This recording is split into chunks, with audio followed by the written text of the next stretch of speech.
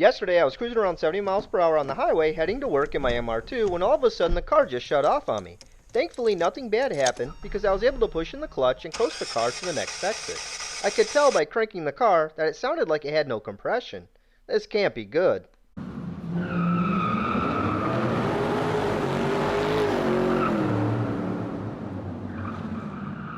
Well, I took the two top bolts off to the timing belt cover, and this is what I found.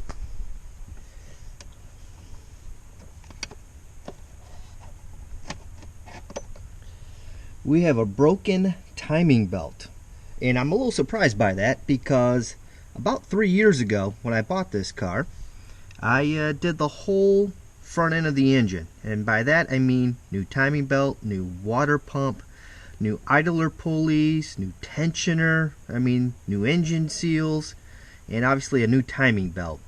And I don't know what failed inside here because everything was brand new and everything was Toyota branded parts except for the timing belt. I did go with, I believe, a Dayco belt. Once I take everything apart and pull it, I'll see what brand it is. So I don't know if I got a defective belt or what. So today I'm going to take apart the whole front of the engine and see what failed inside there. It could be an idler pulley, could be a timing belt. I don't know. It's all speculation right now. So I'm a little excited to get this taken apart and figure out what the root cause was. So let's get started.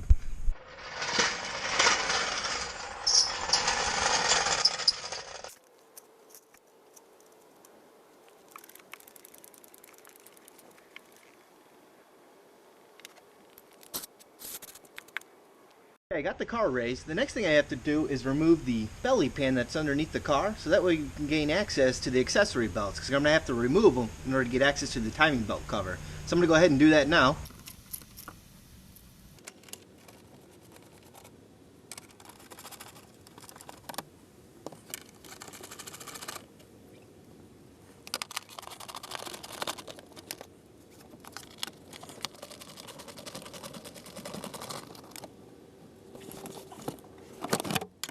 And there's the belts that I have to remove.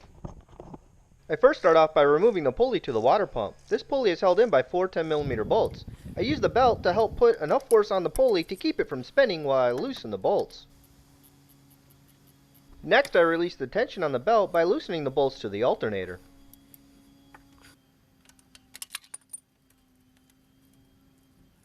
I can then remove the belt once I have everything loose enough. Come on, get out of there. Then I do the same thing for the AC compressor. There is a bolt on the front of the belt tensioner for the AC compressor that must be loosened first before you start loosening the tensioning rod. Yay, I finally got the belts out, and I also removed the bolts to the top of the timing belt cover.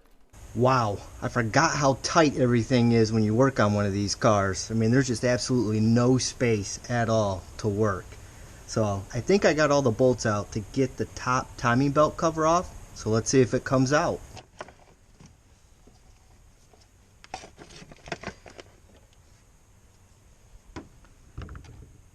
Wow, that belt just shredded.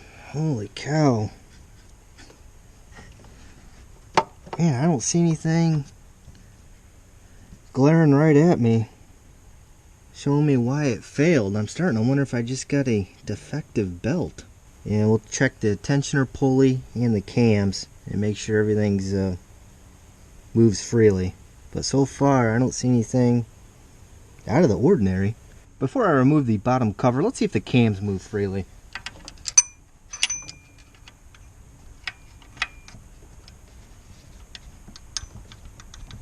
Okay, that one's good.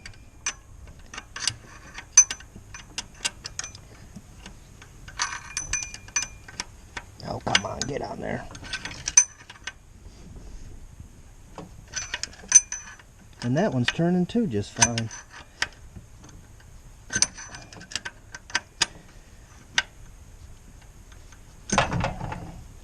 Yeah, I don't see any problem there, so it must be further down. Water pump turns smoothly, and let's check the tensioner pulley. And that's not seized up either. Okay, I've gone about as far as I can up top. The next thing we have to do is remove the wheel so that way I can get behind there and remove the crankshaft pulley bolt.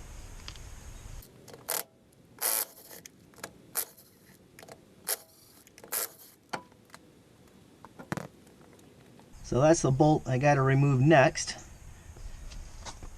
Thank God I have one of these electric impacts. It should make quick work of that. Watch and see.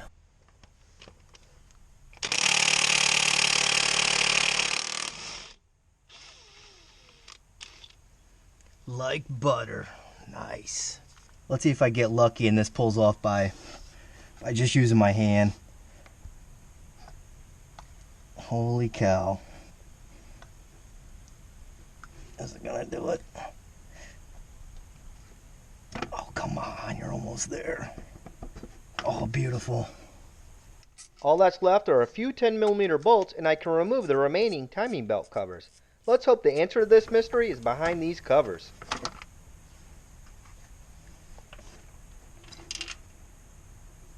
Oh, shit. Well, I found the problem. One of the bolts to the upper engine mount broke off inside the timing belt cover and lodged itself between the crankshaft pulley and timing belt. When this happened, the belt snapped. It's going to be fun trying to remove the rest of this bolt from the engine. Any ideas? I was thinking of trying an easy outset. Alright, I'm now at a point to remove this upper engine mount. It's held down by three 14mm bolts. But before I start removing those, you want to support the engine with a jack. Because the moment you undo those, the engine will fall. So I've got everything supported. And I'm now going to start removing these things so that way I can get that mount out and see what kind of damage there is with that broken bolt that's stuck in the block. Hopefully it won't be too bad to remove, but you never know with these things. So let's get at it.